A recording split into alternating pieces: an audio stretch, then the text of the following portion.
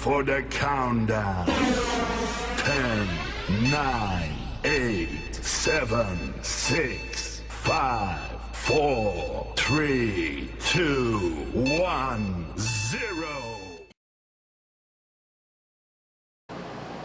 Hello, good day.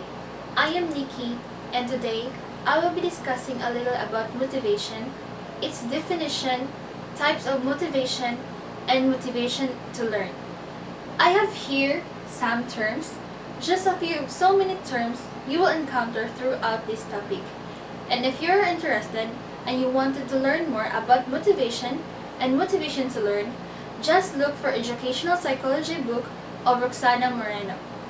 So, the terms that I will be discussing are motivation, intrinsic, extrinsic, and flow. After watching this video, you will be able to first define motivation and distinguish between intrinsic and extrinsic motivation to learn. What does it mean to be motivated to learn? In your classroom, you will encounter as much diversity in motivation among your students as in any other factors. Diversity in motivation as such, prior knowledge, their abilities, cultural and linguistic backgrounds. Therefore, it is important to learn about some motivation theories and strategies introduced in the book of Moreno, where I got all information I will present in this whole video thing. Take a few minutes to think about the following question. What is motivation for you? And how does motivation to learn look in the classroom? Motivation is a crucial aspect in teaching and learning. In fact, some experts argue that motivation and learning are so interdependent that you cannot understand learning without even understanding motivation. People are more or less motivated to accomplish different goals. Motivation to learn is only one of many goals that humans may have. Other motivations may include motivation to work, to eat, to raise a family, to compete in sports, or to get well after an illness, and so on.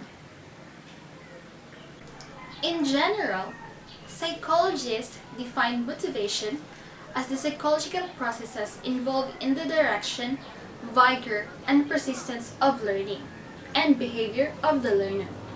Therefore, motivation to learn can be defined as the psychological processes that direct and sustains students' behavior towards learning. For instance, you know that a student is motivated to learn when he or she comes to school early to ask for yesterday's lesson, or he or she is so persistent in acquiring a skill that does not come easily to him or her, meaning he or she wanted to challenge his abilities and skills towards a task in order for him to learn. As you see, motivation is the force underlying achievement.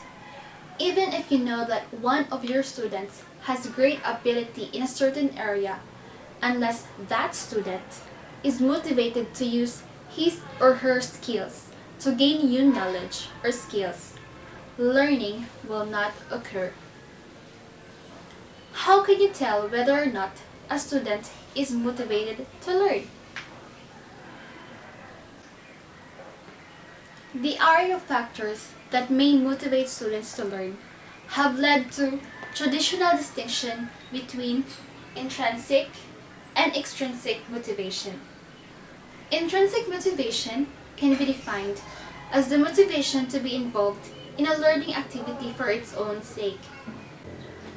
For example, an intrinsically motivated student studies a topic diligently because he finds it interesting, or persists at solving problems because he is curious about the answer to the problem.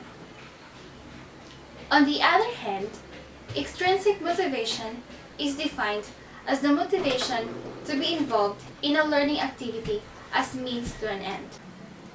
For example, an extrinsically motivated student completes homework to receive a reward from her parents, or studies for an exam to get a good grade.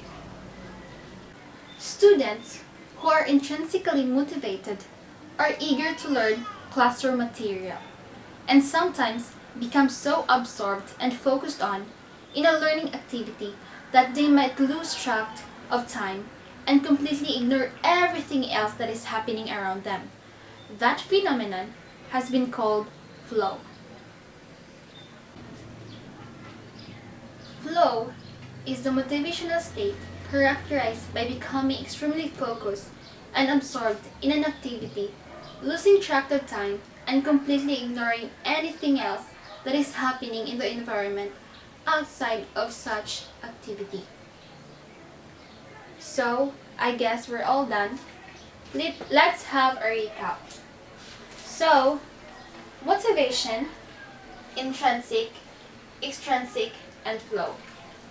What does all of these words mean? Motivation is defined as the psychological processes that direct and sustain students' behavior towards learning. And motivation to learn has two types.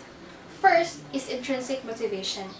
Intrinsic motivation is the motivation to be involved in a learning activity for its own sake, while extrinsic motivation is defined as the motivation to be involved in a learning activity as means to an end.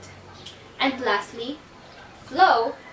Flow is the motivational state characterized by becoming extremely focused and absorbed in an activity, losing track of time, and completely ignoring anything else that is happening in the environment outside of such activity. Thanks for watching and listening. May this video impart essential information to you that you can use. Adios and despedida!